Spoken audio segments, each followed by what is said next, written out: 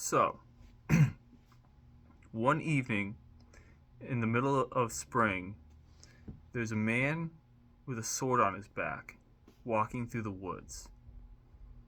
He stumbled over some roots but regained himself. He was very tired. He'd been walking for many miles, and he came to a clearing at the top of a cliff. He looked out over a vast valley, stretching for miles and miles in either direction. The hills across from him were lush and beautiful, just like the one he was on. But down below, he saw towns, kingdoms, and rivers and plains. So he started his descent, wondering to himself what would become of this world he entered. Chapter 1. I'll come up with the chapter name after I, finish the video. So, in this valley, in a town called Nork, there was a goblin. And this goblin was picking up sticks and putting them in a pile when his mother called him in for supper. He ran to his mother. His mother had made baked greens and chili. They sat at the table and they ate their food. Their father came back from the hunt, and he brought the meat and put it in the place for refrigeration and storing. So they all ate their food and were very content and happy, till they heard a knock on the door. They opened up the door, and before them stood a very slender goblin with a very well-dressed presentation, and he said, "Hello, sir and ma'am. May I come into your house and tell you a tale of the East?" The mother said, "Why, of course. We are a very open home. We accept strangers and good food and company. You may come in." So this goblin walked into their house and said, "Ah, yes, thank you for allowing me to stay in your humble abode." He sat down at the table with them and they served him some food. The mother said, "Son, go to your room." The son went to his room, but stood by the door on the other side, listening as the goblin told his parents what news he had. "So," said father, "what of the East? What news do you bring us?" The man said, "They say there's change in the air." The wife said, "Well, that might be some false hope. We don't want to get our hopes up too high." The father said, "Yes, no. I don't know about this change you speak of, but I would like to just get some more meat for my family and live in peace, if all honest." The slender goblin said, "Oh no, but you don't understand. There's one who brings change with him on his back. Some say he is a demon. Others say he is a savior." "Well, which is he?" said the mother. The slender goblin shrugged his shoulders and took a sip of their juice that they gave him, and he said, "Guess we'll just have to wait and see." The father, always a skeptical one, stood up and walked to the window, looked out into his village at the setting sun. Below, he looked at the western mountain, as the sun set behind it. He shrugged and said, Change can be good, change can be bad. We don't know what type of change you speak of." The thin goblin said, "I'm just a mouthpiece. But I'm just a mouthpiece, but who knows what tomorrow might bring. So, they gave him his food, they gave him some money, and thanked him for the news, and sent him on his way. The boy went to bed and wondered, what is this change they speak of? What could it bring? And his dreams that night were a little odd. He went to bed and he dozed off. And in his dream, he saw the world before him turning at an alarming rate of speed. It was spinning, spinning, and spinning, like a ball spun on a man's finger. The ball was spinning, and behind it the sun moved out from behind, along with the moon in the opposite direction. They started moving slowly, but then quicker. And then the planets and stars around them were also spinning rapidly around the world he saw. He noticed that as he sat here, he sat staring at the world from a platform. Beside him, a hooded figure looked at the world with him. An outstretched hand pointed past the world. "What are you trying to say?" said the young goblin. But the hooded figure just stood and pointed. The young goblin stared with the hooded man, not sure what he was looking at, until he saw two eyes peer out of the distance. He awoke with a start, sweat drenching him. He got out of bed and paced around his room for a little bit. Then he heard the caw of the rooster, for it was time to get up.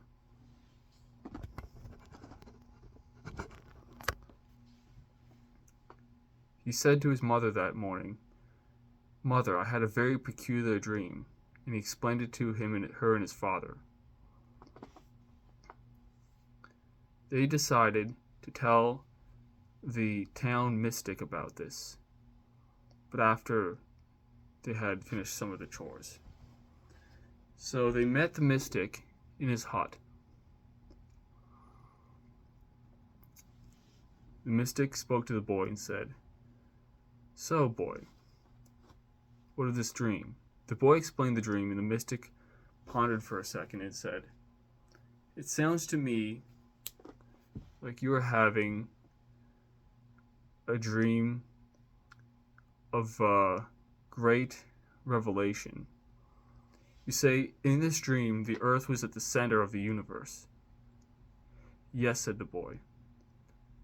"But I thought the earth revolved around the sun. That's what we've always been taught." "Yes," said the mystic. "But in this dream, the sun and the moon, along with all the stars, were revolving around the earth. This can only mean that what we appear to see before us is all that matters to us right now. Sure, maybe the universe might not revolve around us completely, but it might as well to us, for that is how things happen, or at least how they appear." The boy sat and wondered for a second. And then he said, "Well, thank you for your counsel, good sir." He got up to leave, but the mystic said, "Stop." The boy turned around, and the mystic walked over to a cabinet and pulled something out, a little box. The mystic came back to the table, opened the box, and pulled out a necklace with a pendant on it. The pendant on the necklace was a little jewel, and he put the necklace around the little goblin's head and neck, and he said, "Keep this with you, just for good measure." The goblin looked at the mystic, thanked him, and he left the hut with his parents. The parents went home with the boy and finished up the chores for the day, while the husband went out to hunt. Now, while out in the woods on the hunt, the husband spotted a boar off in the distance, and he readied his spear. Through the bush he crept closer. Then the boar looked up in alarmment, not at the husband, but at something else, and he ran off, darting into the woods. So the husband, very confused and a little nervous, looked around for what might have startled the boar. And then, from the darkness, came a smoke. Yes, because it had started to get dark, and a smoke was starting to rise from the ground, from the trees, from the vegetation. The smoke poured out. Other hunters were running out of the woods, past the husband, back to the village. The husband wondered what was going on, but he turned and ran too. He didn't want to find out.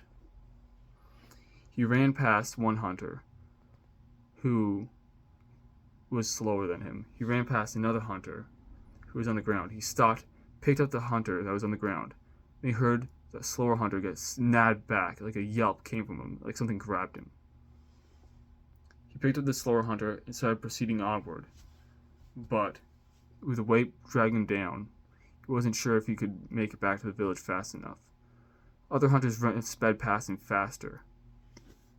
The husband knew that to get back on time, he would have to join them in their pace. So without any regard for how he felt, he pushed forward faster and faster, urging himself to move at a greater speed than he could possibly have felt that he could do. The wounded hunter on top of him panted for breath, unsure what was really going on. The man, the husband, ran as fast as he could back to the village. As everyone was getting ready, he dropped the wounded man on the ground, or he laid the wounded man on the ground and saw that his hands and back were covered in blood. The wounded man looked up at him, and the husband said, "What happened? How did you get so wounded? What was out there that hurt you?" The wounded man beckoned the husband to come closer, and the wounded man whispered in the husband's ear, "The evil is come." And then the wounded man sort of passed out. The husband wasn't sure if he was dead or not, but he dragged him into town as the smoke was starting to fill in around him. He realized he must be dead now, so he dropped the wounded man and ran into the village. People were running into their homes, hiding, locking their doors. The man, the husband, ran to his home, or at least where he thought his home was, but he seemed to be lost. This smoke was pouring in all around, and as he ran for his home, he heard a footstep behind him, then another, then another. He turned around to see the wounded one who was walking up to him, fully upright, fully still bleeding, but he saw that the smoke was pouring into the wounds, and his eyes were glowing orange. The wounded man walked to the husband, held up his spear. Husband remembered that he dropped his spear in the woods when he was helping this man up, so he was unarmed. The wounded man walked to the husband and said, "Kneel before me." The husband shook his head and said, "I don't know who you are, but that somehow that just doesn't feel right. So you are prepared to die then, said the wounded man. The husband gritted his teeth and closed his eyes, and he heard a sound like something slicing someone open.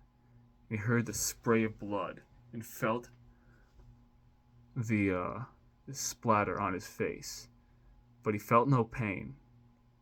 And when he opened his eyes, he saw a man who had a sword on his back, put a sword back into the sheath on his back. And as the man walked up to the husband, he saw that the smoke was beginning to retreat. The husband looked around at what is happening before him. The husband said to the man, "Well then, who are you?" This man put the sword back on the back of his back, and he said, "Who I am is not important right now. What matters is, where is your family?" "I don't think I want to answer that," said the husband. "I've come a very long way from the east," said the man with the sword. "I've walked through the woods and arrived at this valley, and I can't help but wonder what needs to be done here." The goblin husband said,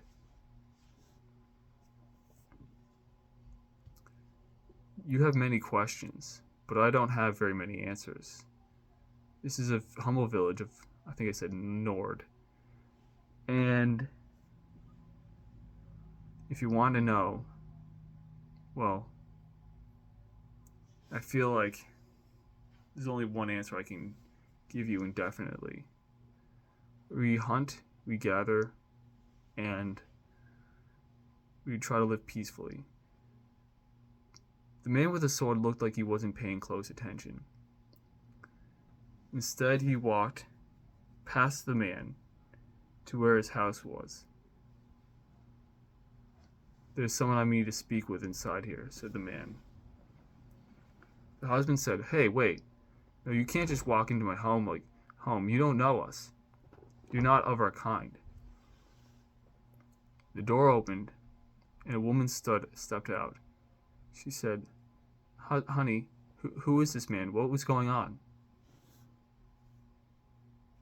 A boy peeked his head from around the door. The man looked down at the boy. The boy looked up at the man.